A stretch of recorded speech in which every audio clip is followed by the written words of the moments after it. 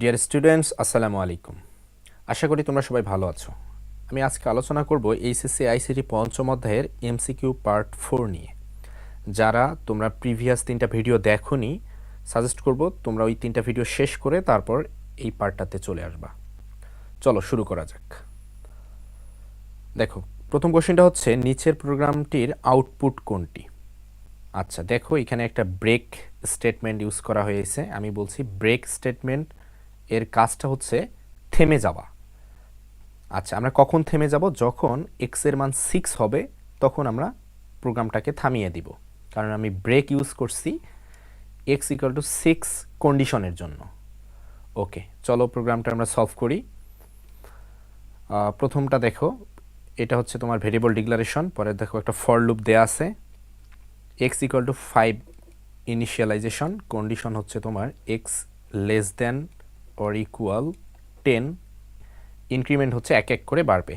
আচ্ছা, আমরা জানি যে ইনিশিয়ালাইজেশন থেকে যাবে আগে কন্ডিশনের কাছে। কন্ডিশন সত্য কি না? হ্যাঁ, কন্ডিশন সত্য, তার মানে ভিতরে ঢুকবে, ভিতরে ঢুকে কাজ করে ফেলবে। দেখো প্রথম লাইনে যখন আসবে প্রিন্ট করবে, কাকে প্রিন্ট করবে? এক্সকে প্রিন্ট করবে। এক্সের মানটা গিয়ে পার্সেন্ট দিতে পারবে। এক্সের কত মান নিয়ে এসে ভিতরে ঢুকলো? 5 নিয়ে ঢুকলো, সো আউটপুট হবে 5। তারপরের লাইনে আসবে এক্স ইকুয়াল ইকুয়াল 6, অর্থাৎ 5 কি 6-এর সমান? না, যেহেতু সমান না, সো ব্রেক নিয়ে আমার কোনো মাথা ব্যথা নেই, কাজ শেষ, এইটুকের কাজ শেষ। এখন আবার গিয়ে এখানে 1 বাড়াবে, তাহলে আগে ছিল 5, এখন 1 বাড়াইলে কত হয়ে যাচ্ছে? 6, এখন হয়ে গেল এক্স এর মান 6। আবার ভিতরে কন্ডিশনের কাছে যাবে, কন্ডিশন সত্য কি না? হ্যাঁ, অবশ্যই সত্য, কারণ 6 10-এর থেকে ছোট, যেহেতু সত্য সো ভিতরে ঢুকলো, ঢুকে প্রথম লাইনে দেখো প্রিন্ট করবে কাকে? এক্সকে। এক্সের মান যেহেতু 6, তার মানে 6কে প্রিন্ট করলো।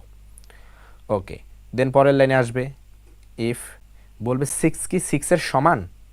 হ্যাঁ, 6 যেহেতু 6-এর সমান, তার মানে ব্রেকের কাজ করবে। ব্রেক মানে কি? থেমে যাও, অর্থাৎ এখানেই প্রোগ্রামটা থেমে যাবে, আর কখনোই এই এক্স প্লাস প্লাসের কাছে যাবে না, কারণ এখানেই আমি বলছি যে থেমে যাও, সো এখানে আর যাবে না। যেহেতু এখানে যাবে না, তার মানে প্রোগ্রামের এই ফর লুপের বাইরে চলে আসবে। বাইরে যেহেতু কোনো লাইন নেই, সো এখানেই প্রোগ্রামটা স্টপ হয়ে যাবে। তো এই অবস্থায় আমাদের আউটপুট কি কি আসলো? 5 এবং 6, সো এইটাই হচ্ছে আমাদের আউটপুট।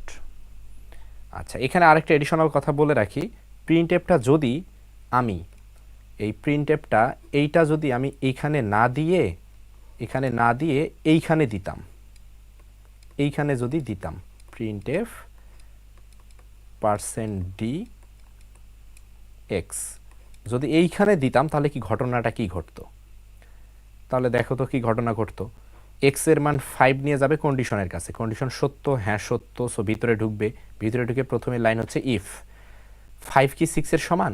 না, তার মানে ব্রেকের কাজ করবে না, না করে ভিতরের পরের লাইনটায় কাজ করবে, অর্থাৎ ইফ প্রিন্ট এফের কাজ করবে। প্রিন্ট এফে এক্সকে প্রিন্ট করবে, এক্স এর মান কত? 5, 5টাকে প্রিন্ট করলো। কাজ শেষে আবার যাবে এক্স প্লাস প্লাসের কাছে, এক্স প্লাস প্লাসের কাছে গিয়ে 1 বাড়াই দিবে, তাহলে 5 আগে ছিল, এখন হয়ে গেল কত? 6। যেহেতু 6 হইল, কন্ডিশনের কাছে যাবে, কন্ডিশন সত্য কি না? হ্যাঁ, কন্ডিশন সত্য। আবার ভিতরে ঢুকে ইফের কাছে যাবে, বলবে 6 কি 6-এর সমান? হ্যাঁ, 6 যেহেতু 6-এর সমান, তার মানে ব্রেক, অর্থাৎ থেমে যাও। এই ক্ষেত্রে আর পরের লাইনে আর যাবে না। ওকে, যেহেতু পরের লাইনে যাবে না, এই অবস্থায় আমাদের আউটপুট হচ্ছে 5। তাহলে বুঝতে পারছো যে প্রিন্ট এফ যদি আমি শেষে দিই তাহলে আউটপুট হবে আমার 5। ওকে, চলো আমরা নেক্সট কোয়েশ্চেনে যাই। বলছে প্রোগ্রামটি রান করলে আইসিটি কতবার প্রদর্শন হবে?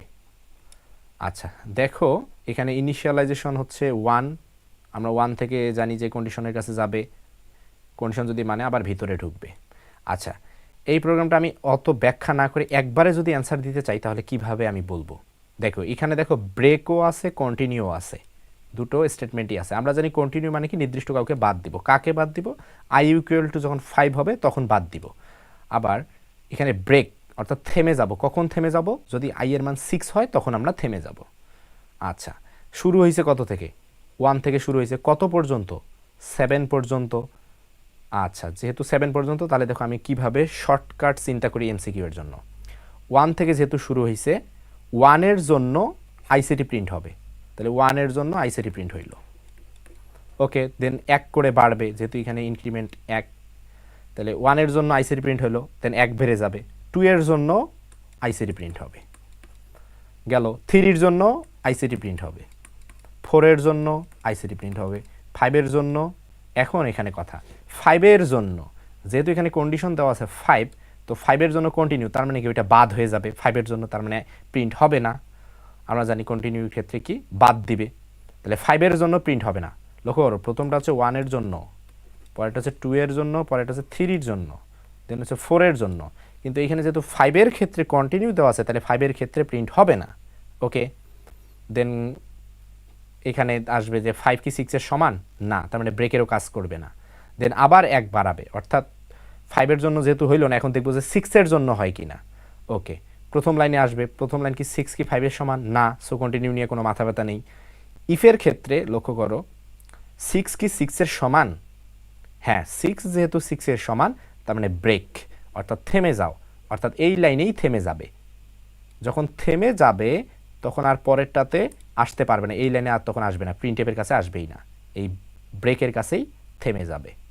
তাহলে আমাদের আউটপুট হইল 4 বার, অর্থাৎ আইসিটি লেখাটা প্রদর্শন হবে কয়বার, 4 বার। আশা করি তোমরা বুঝতে পারছো, শর্টকাট এইভাবে চিন্তা করবা, চাইলে প্রিভিয়াস ওই এমসিকিউ এর কনসেপ্টগুলো থেকে তোমরা এটা নিজেদের সাথে একটু ডিসকাস করে ফেলবা। চলো আমরা নেক্সট কোয়েশ্চেনে যাই। এটার অ্যান্সার হচ্ছে 4। আচ্ছা, এখানে প্র্যাকটিসে তোমাদের জন্য একটা রেখে দিয়েছি, ঠিক আগেরটার মতোই, যদি বুঝে থাকো অবশ্যই অ্যান্সার করতে পারবা, আমি অ্যান্সারটাও দিয়ে রাখছি, অবশ্যই মিলাই নিবা। ওকে, নেক্সট কোয়েশ্চেনটা একটু দেখো। দেখো বলছে প্রোগ্রামটিতে কতটি ভুল রয়েছে। তোমরা মনে রাখবা, প্রোগ্রামের ভুলকে বলা হয় বাগ, আর এই ভুল সংশোধন প্রক্রিয়াকে বলা হয় ডিবাগ। প্রোগ্রামের ভুলকে বলা হয় বাগ, আর এই ভুল সংশোধন প্রক্রিয়াকে বলা হয় ডিবাগ অথবা ডিবাগিং। যেহেতু বলছে কতটি ভুল রয়েছে, তার মানে তোমাকে বের করতে হবে কতটি বাগ রয়েছে। প্রথম লাইনটা লক্ষ্য করো, হ্যাশ ইনক্লুড STUDIO, অর্থাৎ এই যে এটা ভুল, হেডার ফাইলের নামটা ভুল করে দেয়া আছে, এটা সঠিকটা হবে stdio.h। একটা ভুল পাইলাম। পরেরটাতে আসো, এখানে কোনো ভুল নাই, পরের লাইনটাতে আসো, ইন্ট। আমরা জানি ইন্ট হচ্ছে কি ইন্টিজার ডেটা টাইপের কিওয়ার্ড, আর কিওয়ার্ড সবসময় হয় স্মল লেটারে, যেহেতু এখানে ক্যাপিটাল লেটারে দেওয়া আছে, সো এটা আরেকটা ভুল, সো এটা হবে কি INT, ইন্ট। পরের লাইনে আসো, এটাতে কোনো ভুল নাই। এইখানে এসে দেখো যে সেমিকোলন দেয়নি, যেহেতু সেমিকোলন দেয়নি, এটা আরেকটা ভুল, সেমিকোলন দিতে হবে। পরের লাইনটাতে আসো, দেখো এখানে একটা পাওয়ার ফাংশন ইউজ করছি, পাওয়ার ফাংশন ইউজ করছি। আমরা জানি পাওয়ার ফাংশন এটা হচ্ছে একটা লাইব্রেরি ফাংশন, এই লাইব্রেরি ফাংশন কোন হেডার ফাইলের আন্ডারে, এটা হচ্ছে math.h হেডার ফাইলের আন্ডারে। দেখো তো আমি কি এখানে কোনো math.h নামের হেডার ফাইল কি ডিক্লেয়ার করছি হ্যাশ ইনক্লুড stdio.h এর নিচে? করিনি, সো এটা আরেকটা ভুল। যেহেতু এই পাওয়ার ফাংশনটা এখানে ইউজ করছি, তাহলে অবশ্যই এই লাইনে, প্রথম লাইনের নিচে তোমাকে লিখতে হবে হ্যাশ ইনক্লুড math.h, এখানে হবে math.h। ওকে, তাহলে টোটাল কয়টা ভুল পাইলাম এ পর্যন্ত? 4টা। দেন পরের লাইনে আসো, দেখো এখানে বলছে প্রিন্ট, দেখো এখানে এফ দেয়নি, সো এটা আরেকটা ভুল, তাহলে এখানে হবে PRINTF, প্রিন্ট এফ। তাহলে টোটাল আমি ভুল পাইলাম এই একটা, এই একটা, 2টা, 3টা, 4টা, 5টা, তার মানে এই প্রোগ্রামের বাগ হচ্ছে 5। ওকে, নেক্সট কোয়েশ্চেনটা দেখো, এখানে বলছে সমপ্রকৃতির বা সমজাতীয় ডেটার সমাবেশকে কি বলা হয়? এটাকে অ্যারে বলা হয়। অ্যারে সম্পর্কে ফুল ডিটেলস এখানে আসলে বলা সম্ভব না, তোমরা আপাতত এটা মুখস্থ রাখবে, নেক্সট কোনো কোশ্চেনে আসলে আমরা আলোচনা করব। এটাকে অ্যারে বলা হয়। আচ্ছা, দেখো এখানে বলছে নিচের কোনটি দ্বিমাত্রিক অ্যারের উদাহরণ? আচ্ছা, মনে রাখবা অ্যারের ডাইমেনশন 2 প্রকার, একটা হচ্ছে একমাত্রিক আর একটা হচ্ছে বহুমাত্রিক। বহুমাত্রিকের মধ্যেই দ্বিমাত্রিক পড়ে, ত্রিমাত্রিক পড়ে, সো তোমরা আগে দেখো যে অ্যারেটাকে ডিক্লারেশন কিভাবে করতে হয়। অ্যারে ডিক্লারেশনকে প্রথমে লিখতে হয় ডেটা টাইপ, তারপরে লিখতে হয় অ্যারে নেম, তারপরে স্কোয়ার ব্র্যাকেটের মধ্যে থাকে সাইজ। এইটা হচ্ছে একমাত্রিক অ্যারে ডিক্লারেশন। এটা হচ্ছে একমাত্রিক অ্যারে ডিক্লারেশন। দ্বিমাত্রিকের ক্ষেত্রে কি হবে? দ্বিমাত্রিকের ক্ষেত্রে সবই একই, শুধুমাত্র এখানে স্কোয়ার ব্র্যাকেট হবে দুইটা, এবং প্রথমটাকে আমরা বলবো সারি অর্থাৎ রো, পরেরটাকে আমরা বলবো কলাম। দ্বিমাত্রিকের ক্ষেত্রে এরকম। আর ত্রিমাত্রিকের ক্ষেত্রে স্কোয়ার ব্র্যাকেট থাকবে তিনটা, ব্যাস। পাশাপাশি আরও একটা ইনফরমেশন দেই, দ্বিমাত্রিক অ্যারের আরেক নাম হচ্ছে ম্যাট্রিক্স অ্যারে, এটা মনে রাখবা। যাই হোক, যেহেতু এখানে বলছে দ্বিমাত্রিক অ্যারের উদাহরণ কোনটি, তাহলে দেখো যে স্কোয়ার ব্র্যাকেট দুইটা আছে কোথায়, এই যে 5 6, তাহলে এইখানে 5 হচ্ছে রো আর 6 হচ্ছে কলাম, ব্যাস। তাহলে অ্যান্সার হবে গ, দ্বিমাত্রিক অ্যারে। পরের কোশ্চেনটাতে আসো, বলছে এই অ্যারেটির সাইজ কত। একটু আগে দেখো তো আমরা কি দেখে আসলাম প্রথমটার ক্ষেত্রে, যে স্কোয়ার ব্র্যাকেটের মধ্যে যা থাকবে, স্কোয়ার ব্র্যাকেটের মধ্যে যা থাকবে তাই কি সাইজ না? মনে রাখবা, স্কোয়ার ব্র্যাকেটের মধ্যে যাই থাকবে তাই সাইজ। এখানে স্কোয়ার ব্র্যাকেটের মধ্যে 5 আছে, তার মানে এই অ্যারেটার সাইজ হচ্ছে 5, ব্যাস। নেক্সট কোশ্চেনটাতে দেখি, বলছে এই অ্যারেটিতে কতটি মেমোরি অ্যাড্রেস তৈরি হবে। মনে রাখবা, মেমোরি অ্যাড্রেস মানে হচ্ছে জায়গা, মেমোরি অ্যাড্রেস মানে হচ্ছে জায়গা, সোজা বাংলায় বলতে গেলে জায়গা। আচ্ছা, সহজ টেকনিক, এখানে স্কোয়ার ব্র্যাকেটের মধ্যে যত থাকবে তার এক বেশি জায়গা তৈরি হবে, অর্থাৎ মেমোরি অ্যাড্রেস তৈরি হবে। যেহেতু এখানে স্কোয়ার ব্র্যাকেটের মধ্যে 5 দেয়া আছে, তার মানে জায়গা হবে 6টা, এক বেশি। দেখো আমি এখানে দেওয়ার ট্রাই করছি, 6টা ঘর। সো প্রত্যেকটা ঘরের আবার আলাদা আলাদা নাম আছে। প্রথম ঘরটাকে আমরা বলবো array 0, array 1, array 2, array 3, array 4, array 5। আচ্ছা, এখানে যে অ্যারে 0 1 2 3 4 5 বলতেছি, এগুলোকে বলা হয় ইন্ডেক্স নাম্বার। তো প্রথমটা আছে 0 ইন্ডেক্সের ঘর, পরেরটা হচ্ছে 1 ইন্ডেক্সের ঘর, পরেরটা হচ্ছে 2 ইন্ডেক্সের ঘর, তারপর হচ্ছে 3 ইন্ডেক্সের ঘর, 4 ইন্ডেক্সের ঘর, 5 ইন্ডেক্সের ঘর। তো তোমাদের এমসিকিউ হিসেবে আরও একটা আসতে পারে, মনে রাখবা যে সি প্রোগ্রামিংয়ের ক্ষেত্রে ইন্ডেক্স শুরু হয় 0 থেকে নাকি 1 থেকে। অবশ্যই 0 থেকে ইন্ডেক্স শুরু হয়, মনে রাখবা। আচ্ছা, এখানে আরও একটা এক্সট্রা ইনফরমেশন দিয়ে রাখি। দেখো এখানে বলছে কতটি মেমোরি অ্যাড্রেস তৈরি হবে। কতটি যখন বলবে তখন মনে রাখবে যে কয়টা ঘর তৈরি হবে। আমরা জানি স্কোয়ার ব্র্যাকেটের মধ্যে যত থাকবে তার এক বেশি ঘর তৈরি হবে। কিন্তু যদি তোমাকে কোশ্চিন করে যে কত বাইট মেমোরি অ্যাড্রেস তৈরি হবে, কত বাইট, আচ্ছা দেখো তো এখানে ইন্টিজার যেহেতু, তা আমরা জানি ইন্টিজারের সাইজ কত, 4 বাইট। তাহলে এক একটা ঘরের সাইজ হবে 4 বাইট, এক একটা ঘরের সাইজ হবে 4 বাইট। এটা 4 বাইট, এটা 4 বাইট, এটা 4 বাইট, এটা 4 বাইট, এটা 4 বাইট। তাহলে টোটাল কত বাইট হইল? যেহেতু 6টা ঘর এবং এক একটা ঘরের সাইজ 4 বাইট, গুণন করলে 4 6 24 বাইট। তাহলে কি বললাম একটু সামারি করি। যদি তোমাদের কোশ্চিন আসে ইন্ট এ ডাবল আর স্কোয়ার ব্র্যাকেটের মধ্যে 5, অর্থাৎ যে এইটা, এই অ্যারেটিতে মোট কত বাইট মেমোরি অ্যাড্রেস তৈরি হবে, যদি এরকম কোশ্চিন আসে তাহলে অবশ্যই অ্যান্সার হবে 24 বাইট। আর যদি কোশ্চিন আসে কতটি মেমোরি অ্যাড্রেস তৈরি হবে, তাহলে হবে কয়টি? 6টি, কারণ ভিতরে আছে 5, তার এক বেশি, অ্যান্সার হবে 6।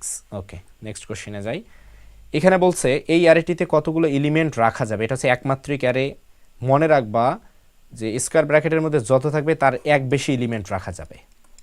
তাহলে আমি দুটো লাইন সামারি করি।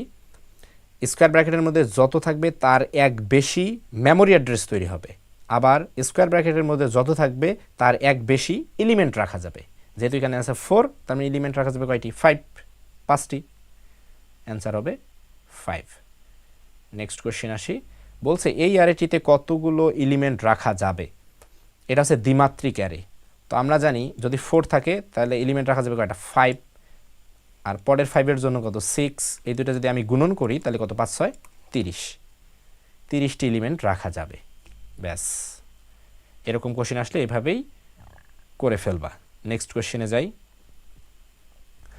বলছে এই অ্যারেটিতে কতগুলো এলিমেন্ট রাখা যাবে, সেম ক্যাটাগরির কোশ্চেন। এটা হচ্ছে ত্রিমাত্রিক অ্যারে, ত্রিমাত্রিক অ্যারে। লক্ষ্য করো প্রথম 2 এর জন্য হবে কত 3, পরের 3-র জন্য হবে 4, পরের 1-এর জন্য হবে 2, কারণ এক বেশি করে নিতে হবে। এই তিনটায় যদি আমি গুণন করি 3 4 12 দুগুণ 24, তাহলে 24টি এলিমেন্ট রাখা যাবে। এই ছিল তোমাদের পঞ্চম অধ্যায়ের এমসিকিউ। যদি তোমরা প্রত্যেকটা ভিডিও খুব ভালো করে মনোযোগ দিয়ে সলভ করতে পারো, যদি আমার কথাগুলো বুঝে থাকো, তাহলে পঞ্চম অধ্যায় থেকে যে কোনো ধরনের এমসিকিউ আসুক না কেন তোমরা পরীক্ষায় অ্যান্সার করতে পারবা। তো এই ছিল তোমাদের কোয়েশ্চেন। আমি জানি না তোমরা কতটুকু বুঝতে পারছো। যদি না বুঝে থাকো ভিডিওটা আবার দেখবা, আর যদি বুঝে থাকো অবশ্যই চ্যানেলটি সাবস্ক্রাইব করবা এবং লাইক দিয়ে রাখবা। সবাই ভালো থাকিও। আল্লাহ হাফেজ।